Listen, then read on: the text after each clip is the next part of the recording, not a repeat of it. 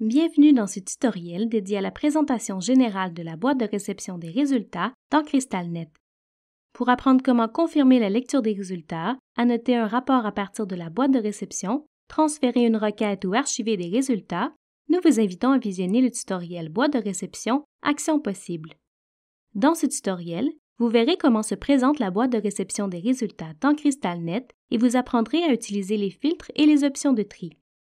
Pour accéder à votre boîte de réception, vous devez, à partir de l'écran des listes d'usagers ou du détail usagers, cliquer sur l'icône suivante en haut à droite. Dans l'arborescence de gauche, les différentes boîtes sont identifiées soit par le nom de l'intervenant à qui appartient la boîte ou par le nom de la clinique ou de l'unité de soins associée. Sous le nom de la boîte, vous verrez différents dossiers.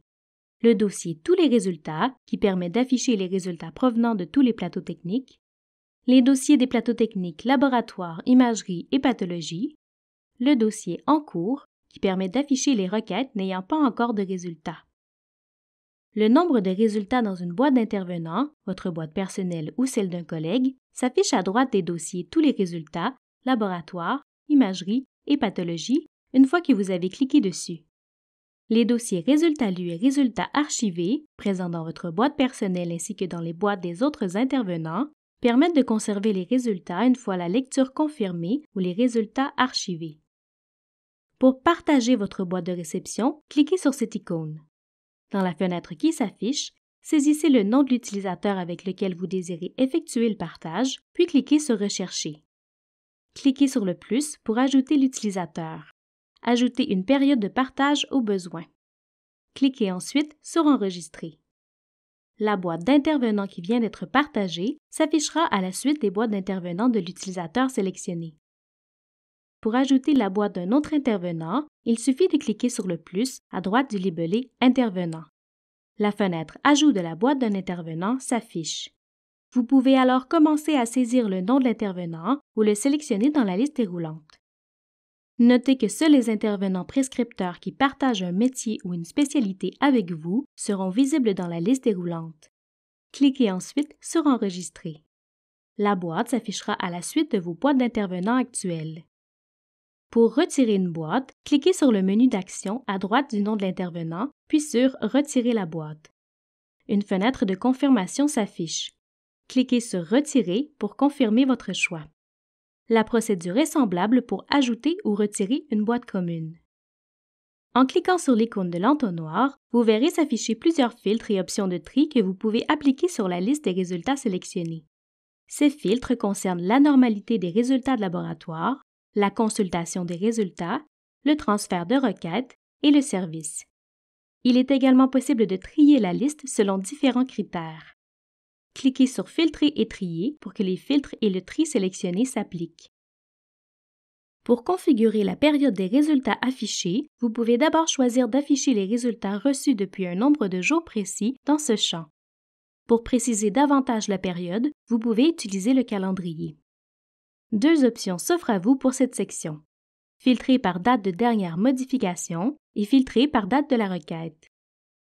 La liste des résultats comprend tous les résultats du dossier sélectionné à gauche. Le nom de l'intervenant à qui appartient la boîte ou le nom de la clinique ou de l'unité de soins dans le cas d'une boîte commune s'affiche au-dessus de la liste. Ce bouton vous permet de faire afficher automatiquement le DPE léger de l'usager associé aux résultats que vous consultez.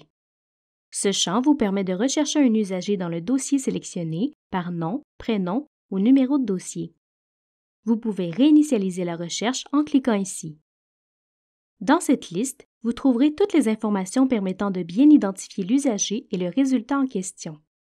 On y trouve également les acronymes P et CC qui indiquent si l'intervenant est prescripteur de la requête ou s'il est en copie conforme pour celle-ci.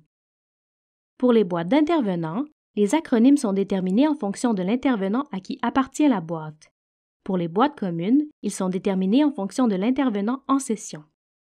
Des indicateurs s'affichent si l'usager est décédé, si une annotation est présente pour la requête, si la requête comprend un résultat anormal ou critique, ou s'il s'agit d'une requête qui vous a été transférée ou que vous avez transférée à un autre intervenant. Notez qu'en survolant ces icônes avec votre souris, vous verrez s'afficher l'intervenant qui a effectué le transfert ainsi que la raison du transfert. L'entête de la requête dans la boîte de réception comprend l'identification de l'usager, les boutons permettant d'accéder aux informations de l'usager, aux notes d'évolution et à différentes applications externes, le cas échéant, ainsi qu'au DPE léger, le numéro de la requête. Notez qu'en cliquant sur celui-ci, vous pouvez consulter le détail de la requête, le nom du prescripteur de la requête, la clinique ou l'unité de soins associée, la date de la requête et son statut. Notez qu'en survolant l'acronyme CC à droite du libellé prescripteur, vous verrez le nom de tous les intervenants qui sont en copie conforme pour la requête.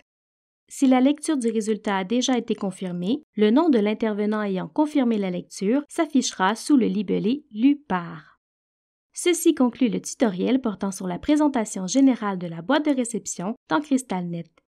N'hésitez pas à consulter notre base de connaissances pour en savoir davantage sur les diverses fonctionnalités de CrystalNet.